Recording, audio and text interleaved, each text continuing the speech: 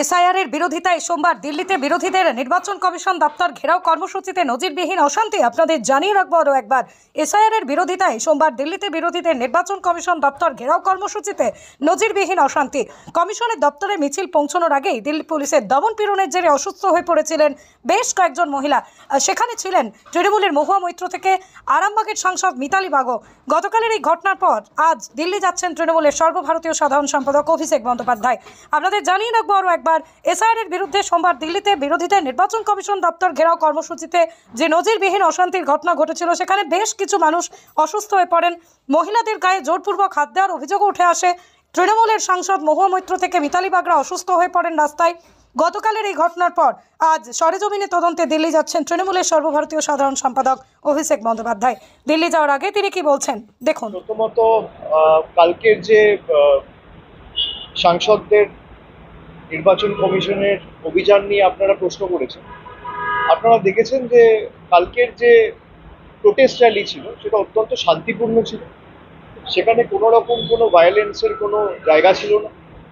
লোকসভা রাজ্যসভা মিলিয়ে প্রায় 300 জনের বেশি পাবলিক রিপ্রেজেন্টেটিভ এবং ম্যাক্সিমামটাই নির্বাচিত সাংসদ, মানুষের প্রতিনিধি, তারা সকলে মিলে নির্বাচন কমিশনের কাছে আমাদের সবার বেসিক 5-7টা প্রশ্ন রয়েছে, তার জবাব চাওয়ার জন্য নির্বাচন কমিশনের কাছে আমরা শান্তিপূর্ণভাবে মিছিল করে এবং দলমত নির্বিশেষে অপোজিশন যে পার্টিগুলো রয়েছে সবাই মিলে ঐক্যবদ্ধ হয়ে কালকে মিছিল করে গেছি। তাদেরকে নির্বাচন কমিশনের অফিস অব্দি অ্যালাউই করা হয়। মহিলা সাংসদদের জোর জবরদস্তি চুলের মুঠি ধরে ডিটেন করা হয়েছে। এমনকি পুলিশের বর্বরতা বা পুলিশের অতি সক্রিয়তা দিল্লি পুলিশের আপনারা দেখেছেন। আমরা 100 দিনের কাজের টাকা নিয়ে যখন দিল্লিতে যন্তর মন্তরে বিক্ষোভ সভা করেছিলাম, সেখানেও প্রায় 10,000 পুলিশ দিয়ে মহিলা, বিশেষ করে তপশিলি এবং জনজাতি মূলবাসী যারা এবং SC ST জনপ্রতিনিধিদের যেভাবে কেন্দ্রীয় সরকারের অধীনে থাকা, স্বরাষ্ট্রমন্ত্রীর অধীনে থাকা দিল্লি পুলিশ নিগৃহীত করেছিল, আমরা সকলে সেটা দেখেছি। গতকালও যেটা করেছে, এটা থেকে স্পষ্ট যে নির্বাচন কমিশনের কাছে কোনো উত্তর নেই, কোনো জবাব নেই।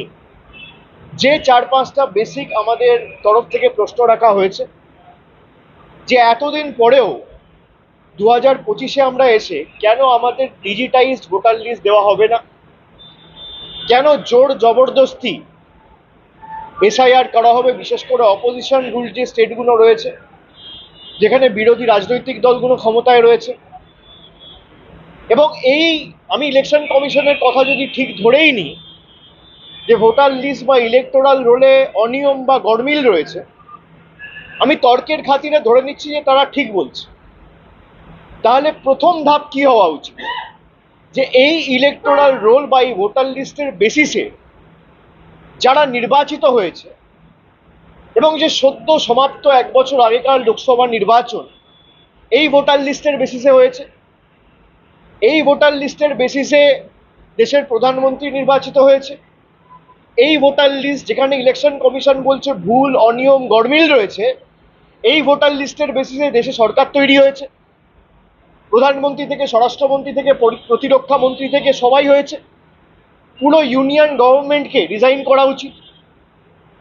এবং আমাদের রাজ্যের মুখ্যমন্ত্রী, দলের সভানেত্রী মমতা ব্যানার্জি 27শে ফেব্রুয়ারি নেতাজি ইন্ডোর স্টেডিয়ামে প্রথম এটা ধরেছিলেন যে এক ব্যক্তির একই এপিক নাম্বারে গুজরাটের ভোটার লিস্টে নাম রয়েছে, আবার উত্তরপ্রদেশে রয়েছে, আবার বাংলায় রয়েছে।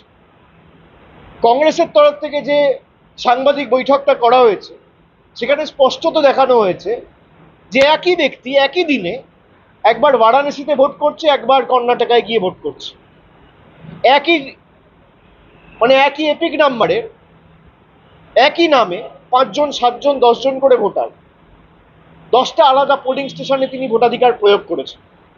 আর এই ডেটা তো তৃণমূলের বা কংগ্রেসের নয় বা অন্য রাজনৈতিক দলের নয়, এটা নির্বাচন কমিশনের ডেটা। তো এই উত্তরগুলো কে দেবে?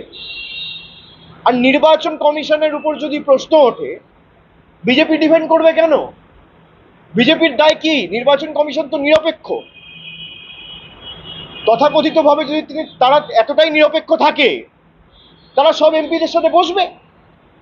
এই এমপিগুলো তো বানের জলে ভেসে আসেনি, নির্বাচন কমিশনার মনোনীত, আমরা নির্বাচিত। আমাদের 20 লাখ 22 লাখ 25 লাখ মানুষ ভোট দিয়ে তাদের ভোটাধিকার প্রয়োগ করে আমাদের নির্বাচিত করেছে। আর ইলেকশন কমিশনকে প্রতিনিধি করে সরকার পাঠিয়েছে তাদের হয়ে কাজ করার জন্য। যে কটা প্রতিষ্ঠান আছে সব কটা প্রতিষ্ঠানকে তাদের কৃতদাস এবং কল্পিবাহকে পরিণত করেছে এই বিজেপির সরকার। যাবে হবে, কেরালে হবে, সব জায়গায় হবে, কিন্তু আপনি থাকবেন পদে আর বাংলায় এসআইআর হবে, তা তো হবে না। এই ভোটেই তো মহারাষ্ট্রে আপনারা জিতেছেন, এই ভোটেই তো হরিয়ানায় জিতেছেন। তাহলে আগে তো এই রাজ্য সরকারগুলোর পদত্যাগ করা উচিত।